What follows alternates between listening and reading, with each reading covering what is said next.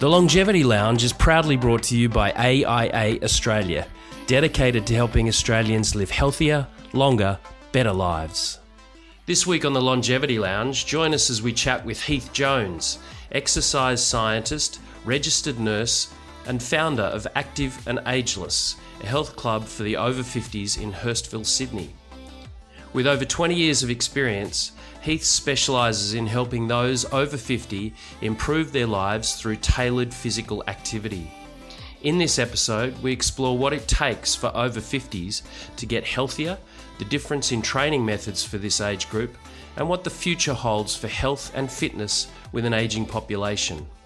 Tune in for an inspiring conversation packed with practical insights. So Heath, welcome to the lounge. Thank you. Good to have you here, mate.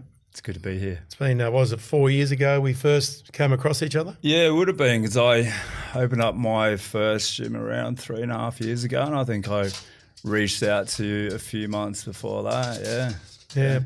You were opening up your first over 50s gym. Correct. And you saw some stuff on socials about defibs. Yeah, and reached out to you, got the defib, we went into our second lockdown, and it was, fun times opening up a business during that time, but we got through it and we're still kicking. Yeah. Heath, can I ask you what is it about the over 50s market that was attractive for you? It's probably a combination between my history, as in I was a registered nurse for many, many years, always been involved in the health space, and then kind of become a trainer about 20 years ago. And then for many years, I suppose, I seen the demand for it, the business demand. I knew we had, an aging population and whatnot. And I suppose really understanding the importance of physical activity for anyone at any age, but especially for mature adults, ones that hadn't really been doing it on a regular basis. Working in the hospital, I got a pretty good insight into the differences between, two 60-year-olds that walked through the front door. One was still, would you say, engaged in life, still fit, active, relatively healthy. And then you see someone else at the same age and unfortunately they weren't in that similar position. And generally it's because of 90% of the time it's what they did or didn't do to their body that put them in that position kind of thing. So, so I got a real interest in it. Been doing it for many years now. I remember when we first chatted on the phone when you wanted the defib and you said, I'm going to do an over 50s gym. And I remember saying to you, mate, I was saying 20 years ago that this will become a thing, right? Yeah. Just because, as you know, Carlos, the world's getting older. There's a lot more people that are hanging around these days because of medicine and everything, and it's sort of bottlenecking a bit, and there was always going to be that demand eventually where, someone who's 60 that's going to start exercising doesn't want to go into certain type gyms where they're just young people that look really fit, pumping, heavy weights. It's just not going to be their thing, right? So you obviously, from a business model point of view, you identified that as something. Yeah, I did. And, speaking of people such as yourself, you gave me a bit more confirmation that it could, I suppose, be successful. There was plenty of other people in the industry that didn't believe it could be. Really?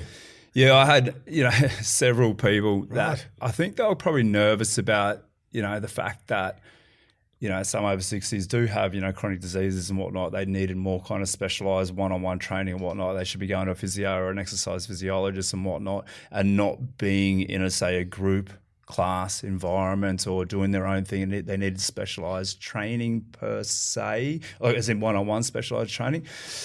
The vast majority of times it's not the truth. He can actually just do, it's particular exercises for them, but they can be in a group environment in a specialist kind of over 50s class, I suppose. But there was plenty of people that were, you always get your naysayers when you're doing something a little bit against the grain, a little bit different, but there's plenty of people that thought, no, I thought it was a good idea. Yeah. Hey, speaking about longevity, so there's this concept of unwanted childlessness, right? So the birth gap that I think it might have been, what was his name? I can't remember his name. The guy who did the study in Japan in particular, that's indicating that we've got this population growth where we're all going to be older, leads to your point, but there's going to be less young people around to look after the old people. Yeah. So it makes sense that you've got to be functionally fit and healthy.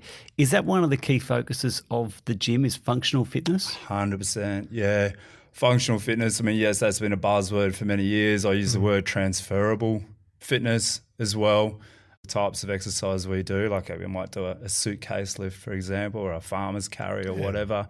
Even kind of some of the kettlebell moves we do, it's kind of mimicking picking up a small child. But yeah, absolutely. We want to allow people to be independent for many, many more years instead of in the last kind of 10, 20, 30 years of their life just languishing and just existing, which is pretty sad. We want them to enjoy these years of their life, but if you don't have your physical strength, your physical health and wellness and fitness, it's really hard. So yeah, absolutely, keeping them independent, keeping them engaged in life with their family, and still enjoying it too. Yeah. What the process you have when someone who's over 50 comes into your gym, is that a different setup compared to other gyms where people are younger? Yeah, so we're pretty strict with our onboarding process and even our pre-screening process. Instead of just throwing someone into a class, we have different levels of classes. There's some people, like I said to you before, alluded to, I would see 2 60-year-olds walk through the front door of, hospital or wherever, and, the disparity between them and their functionality and the fitness was massive. So now we have some people that have literally never, ever, ever done any fitness at all. Maybe done a little bit at school. But then you get others that have kept moving throughout their life, and they've just seen us and they're over 50s gymmers, people my age, and the music's more suited to their tastes and whatnot. So they would go in a different class. But we would do a screening process, which is quite comprehensive, movement screening, and obviously go through your medical history and also coupled with whatever their goals is. If some particular person's goals might be, more focused around mobility, flexibility, we really encourage them to get into those classes. But we also help them with their goals as well, because it's kind of a case sometimes they don't know what they don't know. So they might say they might not just lose weight, or they say, hang on, you should do that as well as, increasing your strength or your flexibility. So yeah, definitely it's we take pride in our onboarding process for sure. See, Leachy recently got knocked back from an over 50s club for being too old. So is that what happens here? When you see a billboard on your way somewhere, it says over 50s resort, and really it's 75. Yeah. What is the age demographic at your club? Yeah, look, we do have a cut-off at 50. I think we got probably 1 or 2 below 50, and it's only because their partners are there. I don't like to knock anyone back, really. It's tough. But our probably average age is around 60, thereabouts, or median age, should we say, because we've got some 85-year-olds. Yeah, right. And once again, they're in a particular class that we don't go to the ground. We have less complex exercises, less complex kind of patterns and layouts with our programming. Yeah, it would be around, I'd say. I did actually do the calculations a while ago. It's been a while, but it'd be around probably 60-something. 60. What, so we'll let you in, Leachy. Yeah, I appreciate it. I looked too young. They wouldn't let me in. I said, no, really, I'm 60. And they're like, no, you're not 60. That happens. There'd be a couple of good stories that you got for some testimonials and just some clients you've had that have done amazing things. Yeah. Mate, I actually was thinking about these a few weeks ago. It's pretty amazing. Like, some people have really overhauled their entire life, to be honest. And, and for us to have been a part of that is fantastic. We're talking. That'd be one of the best parts of what you do, right? It's amazing. Just seeing people go from the shit house to the penthouse. Mate, I honestly, even talking about it now, I nearly get teared up at times when the stories that I've had people tell me. Like, one of my ladies a few weeks back now, I mentioned her name, Luciana. She's an absolute legend of a lady. She's trained with us for a good couple of years now, super consistent, 4 or 5 sessions a week. I hadn't seen her in a few weeks. I'm like, hey, how you doing? She's like, amazing. I'm like, okay, what's going on? And she's like, she just had a bone mineral density test by her doctor. Usually you can see that, I suppose, moderate with strength and resistance exercise. Hers had actually improved, and she was over the moon. So bone mineral densities, that's your marker for osteopenia, which is your precursor to osteoporosis. And that was one. Several of reversed or at least improve their type 2 diabetes. Well, you get a number of candidates come in that have got onset type 2 diabetes, and it's a hypertension. lifestyle disease, and you can kick that in. You can get rid of that in. It's definitely months. it's definitely one of the most treatable chronic diseases with lifestyle and dietary modifications for sure. I've seen one of my other members a couple of years ago. He went into GP, then to his cardiologist. Had 100% blockage in one of his cardiac arteries. Yeah, wow. That's, and as you know, cardiac arteries are pretty important, a blockage, especially 100%. Yeah. Well, that's a death sentence for some people. It can be, and that's quite often. I think 50% of the first presentation is, unfortunately, it's death. But because he'd been exercising with us for 6 to 12 months and he trains hard, he's 73 for now and he's strong as hell. He's a role model and inspiration for me too. But his heart had created a new pathway, another river artery around, another river around that blockage. So his doctor said to him, the fact that you've been training and consistently and pushing yourself, it probably saved your life. And he's got children, grandchildren that he loves and loves them, and he's part of life. And hopefully if it wasn't us, it was someone else helping him along the way. But the fact that it was us is pretty cool. Yeah, that's awesome. It's awesome. Yeah. Sorry, mate, just a bit distracted by my dog. No, your dog's fine. He's nearly like a mascot now. Hey, I've got a particular question as we age in terms of our fitness. You often have couples that age together and they do things together. Yeah. And then you have those couples where there's one of them that's really fit and the other one likes pies and cakes. Yeah. So what does it look like in your facilities? Do people come in typically together and say we've got shared health goals, or is it individualistic, or how does it work? Mate, it's an interesting question. I mean, they do say you are the average of your 5 closest friends, whether it's health or financial acumen and whatnot. Our gym, 70% of our membership base are females, and of that 30% males, there's very few of them that have reached out to us first. They've been dragged in because, let's face it, mature men, they're just, I think they're of the mindset that they trained 20, 30 years ago. So why do they need to continue?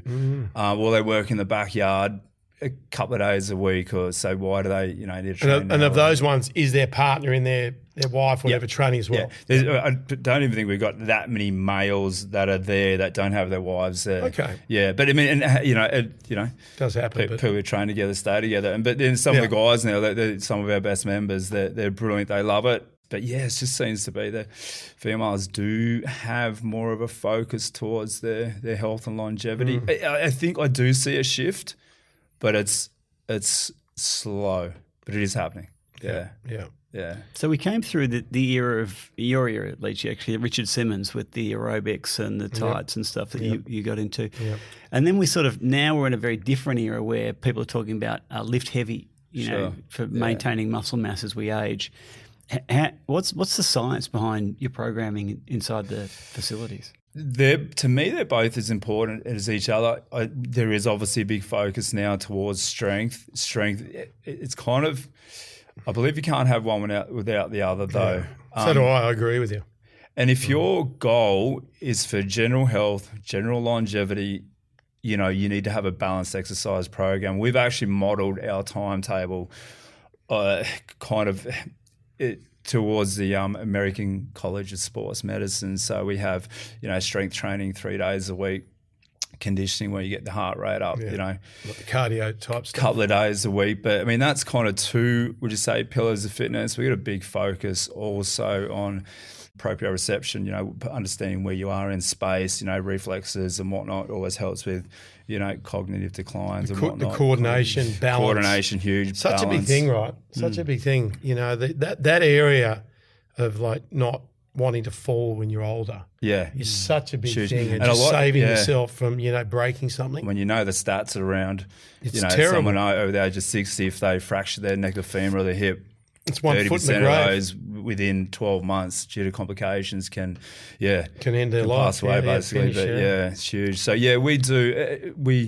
And that's a focus, obviously, for you as well. Huge. Not only, but also that lifting, that functional movement stuff that you're doing, where you're doing stuff where you're doing something during the day under stress, with pressure, like with resistance. Yeah, that goes a long way to helping people not get injured, but also, like being able to carry out day-to-day stuff a lot easier. Yeah, and that's why, getting back to say the transferable exercises we do. I always say, we used to use this saying in the military, we used to say, you train hard, you fight easy.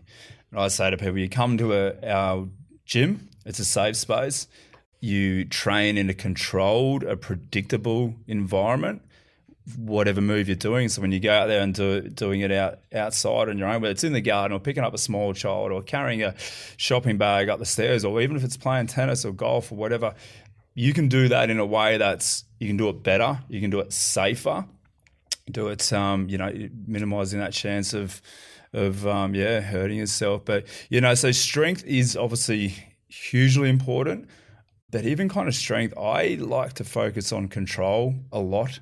Okay, so there's no point getting strong if you're doing it in a poor way, poor technique, incorrectly, and you set yourself up for failure and injury then. I think it's when Carl was talking about strength, then it's the Peter Attias that have come around in the last 3 years and come to fame through what they've done, that have banged on about like you need to do a farmer's lift of this much weight at this distance and stuff, and you got to hang from a bar for more than a minute or 2 minutes it's just to me they're focused too much on the strength side. I know it's important, and you'd argue that it's the quickest way that you can actually improve that area more so than cardio, but there's got to be a blend between the two. You do, right? and not only that, as I always say to people, look, once again, a lot of guys, they want to get strong, but they don't focus on the mobility and flexibility side of things, where I say there's no point being strong if you can't move. And on the flip side of that, there's no point being able to move really well if you're not strong or you don't have control of those, those body movements and whatnot. So I think a holistic approach when it comes to if our goal is just general health and wellness and fitness, and you're not training for a particular event, is a blended approach to the programming for sure.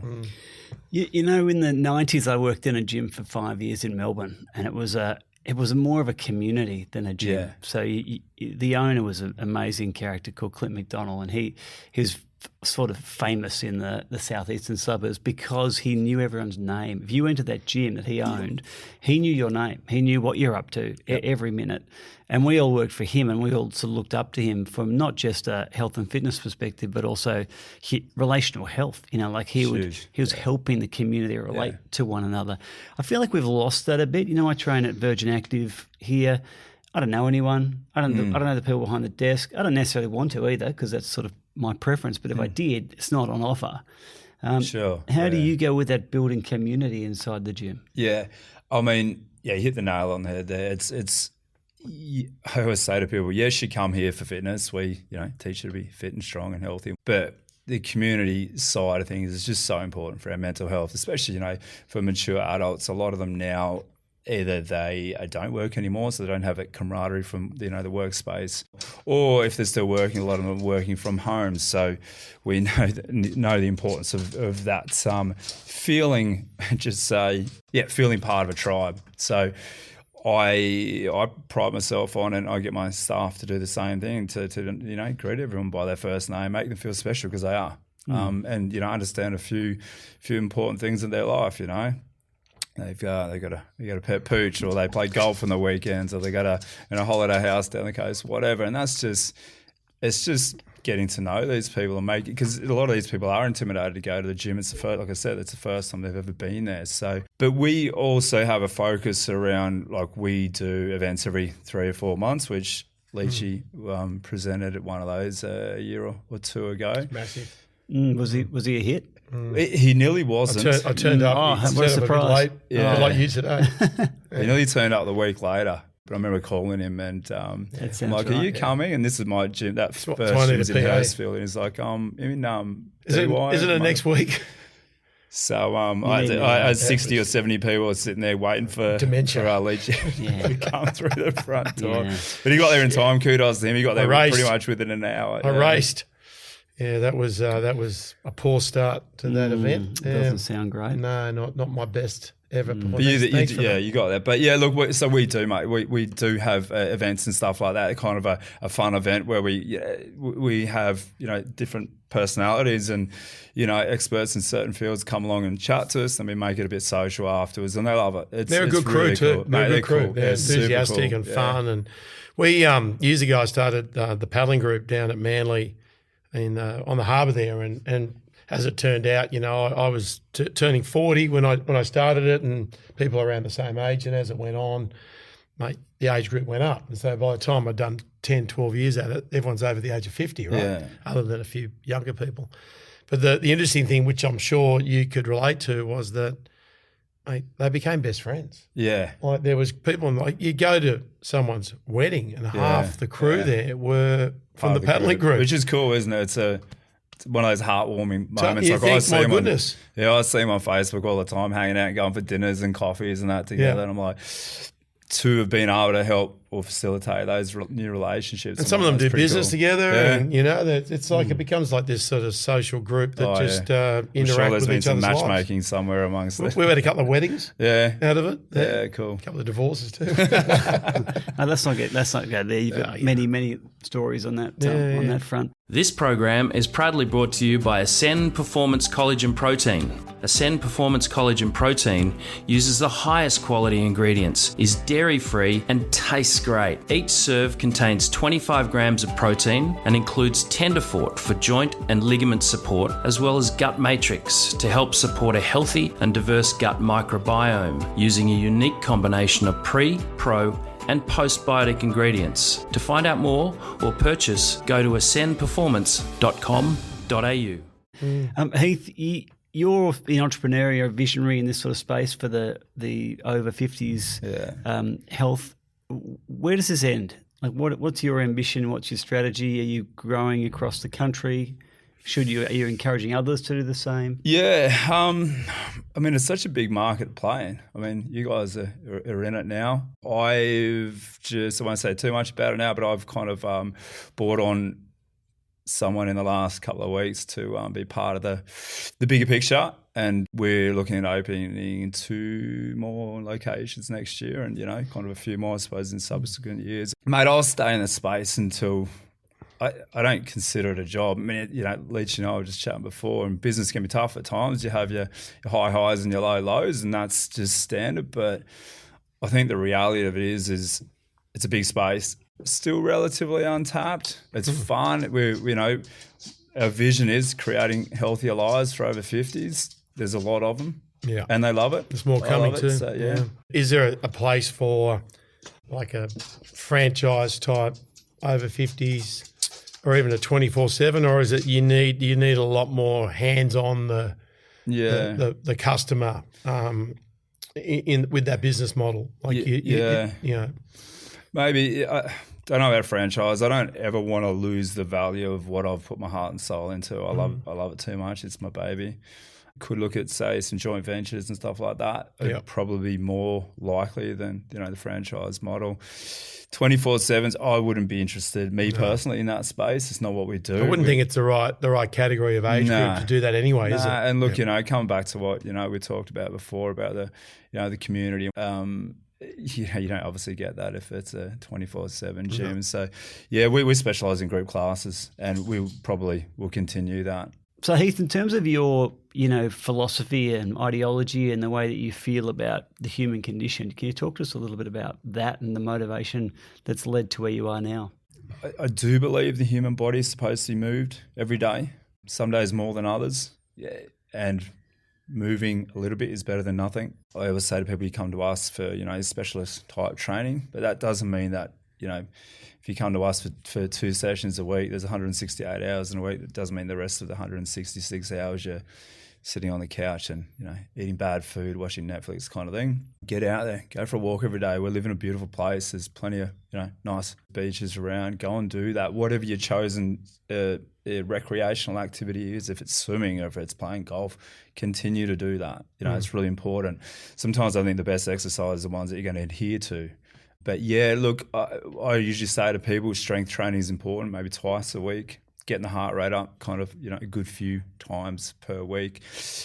I believe it's important to do flexibility and mobility training probably once a week. And, even factoring in, breath work and mindfulness training and whatnot, it's really important for the mental health component to it. It's the whole triad of health, the nutrition one side, the mental health, and then the physical activity or the exercise science side of the triangle is really important. Yeah, and not only that I'm no expert in nutrition, or am I a dietitian, but people are starting to understand a little bit more about the importance of nutritional requirements nowadays.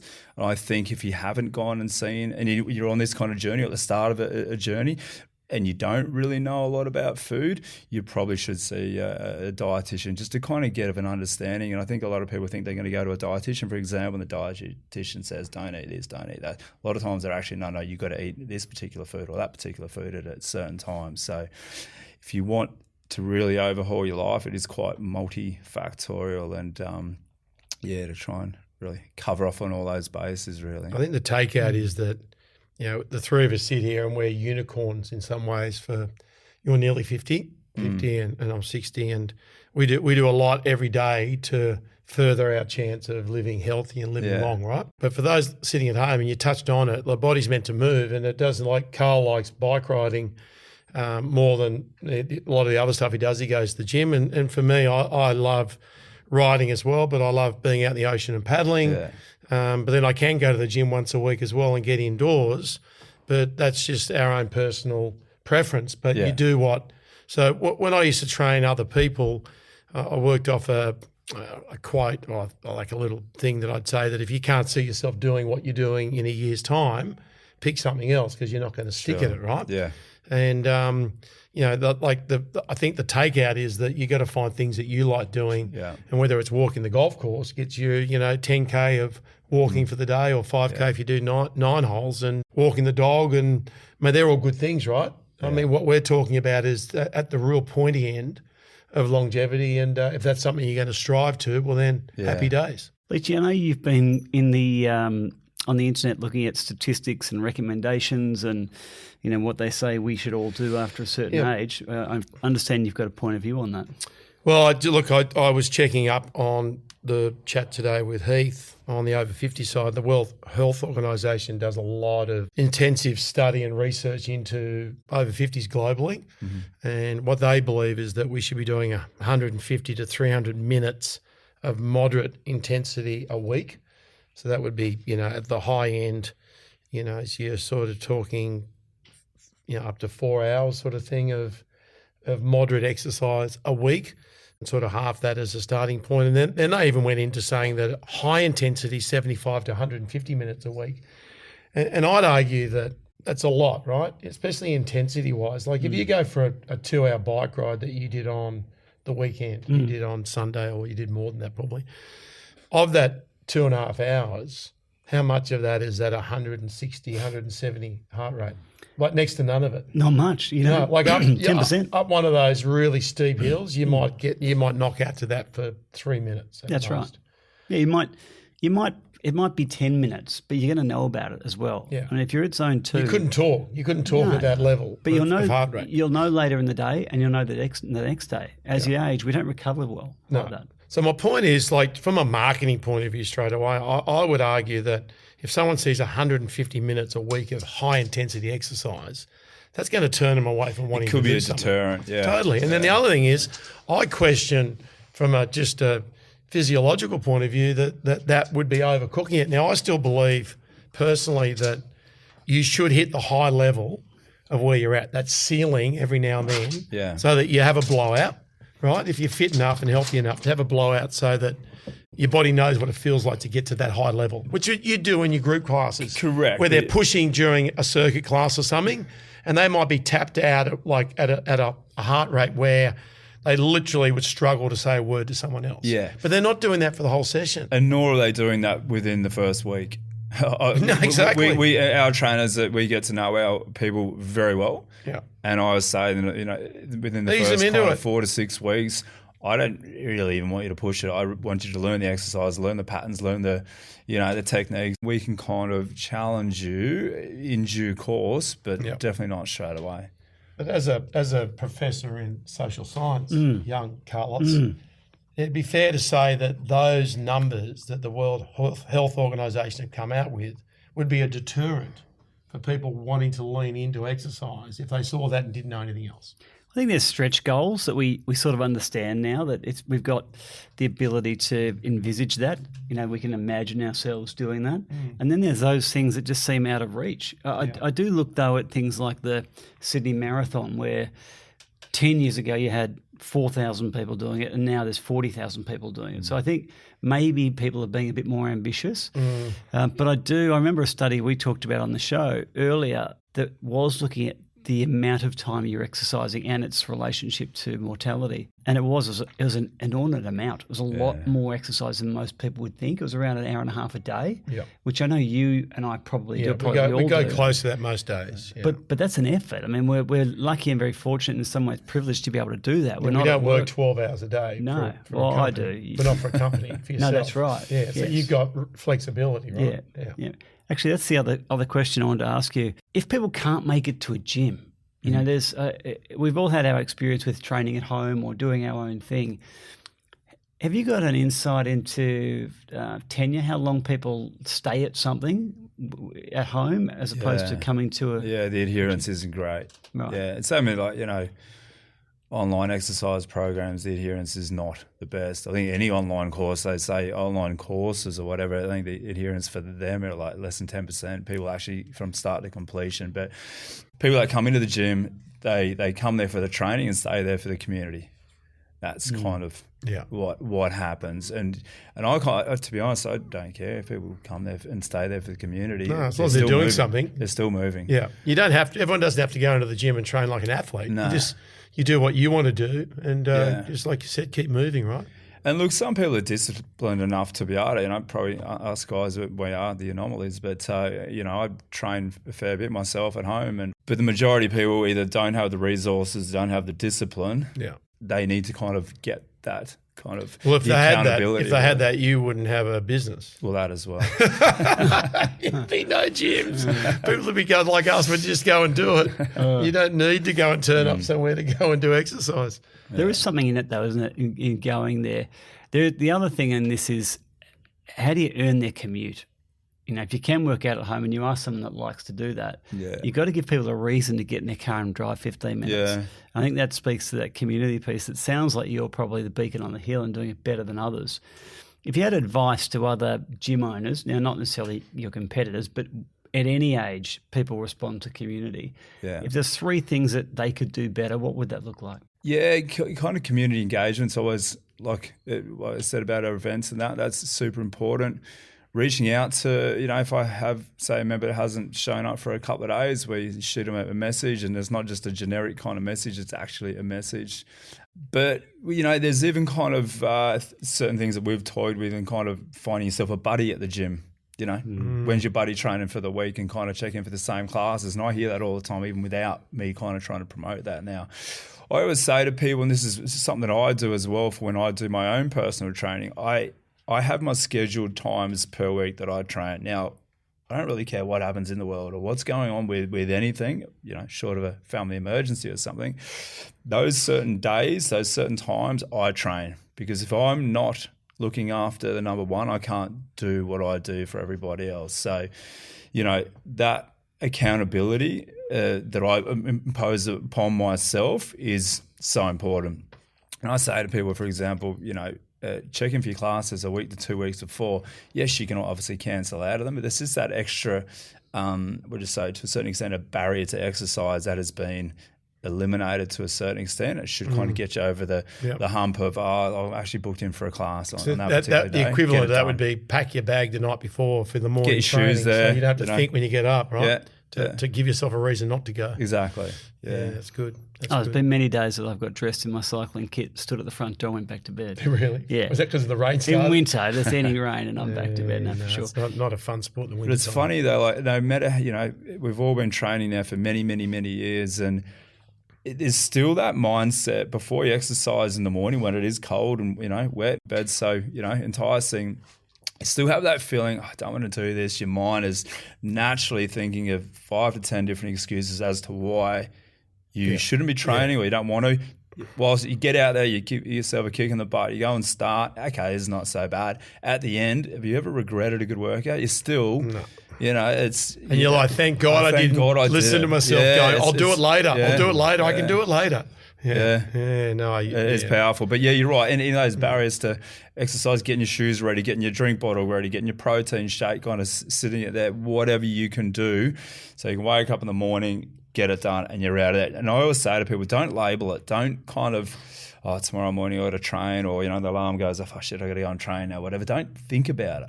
Just trying to, it's hard to shut the mind down, though, isn't it? Yeah, it is. It's the ultimate game, isn't it? I have that internal, We all have. We all have. It's amazing. Mate, I've got a last question for you. Yeah, Carl might have one. The over 50s fitness market, where's it going? What do you see in 10 years' time? Well, it can only get bigger, really. And, I do see a lot of, education's out there nowadays, the importance of physical activity, whether that demographic have researched it and, understood it themselves, or their children, or, relatives or grandchildren or whatever have kind of said, mum or grandma, you've got to do this, because the younger generation now are getting fitter and stronger and healthier, which is great.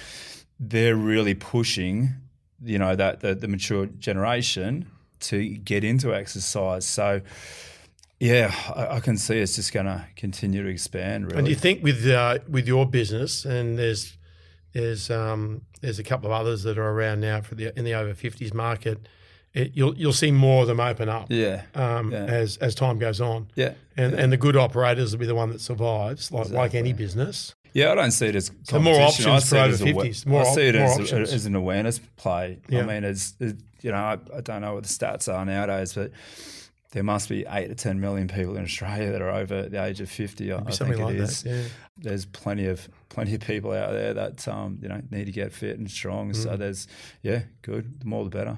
Heath, it's been great having you here today. Appreciate your efforts. Thanks for driving over from Cronulla or Bondi, wherever you came from. Bondi. And mate, good luck with the business. Yeah, cool. Thank you, gents. Good on you guys. Cool. So Heath, wow, what an interesting character. He's clearly come from a very practical, pragmatic background in the army, I understand. Yeah, 4 years. 4 years in the army. He mentioned off camera that he's deaf in one ear from guns and things like that. So it's had an impact. Really? Yeah. I'm deaf in my left ear just from sitting on the right side of you. The other thing with Heath is he's got this strategy, this strategic mind. He's got the ability to sort of look at, okay, what's going to work for him personally, but he's got a sense of care. He also talked about being a nurse, and he's got a duty of care for others. So I think he's pretty well positioned in terms of his purpose. He's got the strategic intent that sort of fuels his own needs and ambitions, coupled with his sense of purpose and higher purpose for doing something with the community. And also he's come in at, timing's a classic thing in life and in business as well. And we spoke about the fact that the over 50s market is one that's growing, and it's also, there's a real opportunity there for his business to sort of grow and sort of become like the dominant space within. There's a lot you could do with that.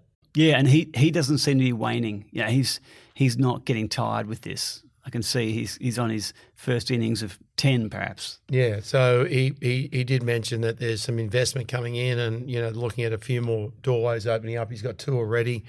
The first one, he was saying that he made a lot of mistakes, which business owners do when they first start something out, and he's learned from that. And the second one that he opened up was a lot smoother and easier, and the cost was right down because of it. So, I can see this whole space really, really booming, and I think that from an over 50s point of view, having a place to go where you feel like you belong, and it's a real community feels, mate, it's only going to be like a growing space for sure. That's huge, isn't it? I personally think it's a bigger need of society to have that sense of connection and belonging than it is to be fit or seen as fit.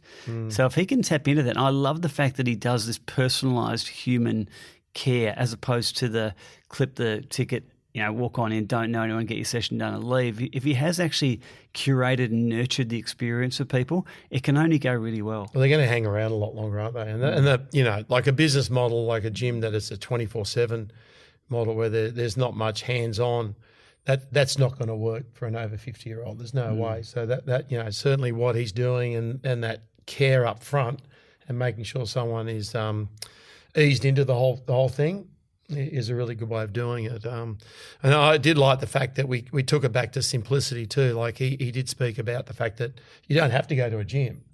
You just got to move the body and do things you like. And I mean, that's what we do. Yeah. Do they still? I know you got banned from a couple of gyms just for being too old and loud and talking about yourself. You've got to all wear the time. clothes, apparently. Well, yeah, and also when people were talking, you're talking over them about yourself and calling out a goal. They seem to think that was disruptive to the community itself. Yeah. Are there any gyms around here that do let you in? No. So I do outdoor training, but I'm going to try to get back into Virgin. Just practice. No, I do, mate. I've got a very good gym down the road that I go to, the over 50s gym that the Active and Ageless gym. That give them a plug. It's a great gym. They welcome me with open arms. With your shirt on. And I definitely dominate that place. You keep your shirt on most of the time. Most of the time. Unless it's hot outside. And that's all we have time for on this episode of The Longevity Lounge. We'll see you next time.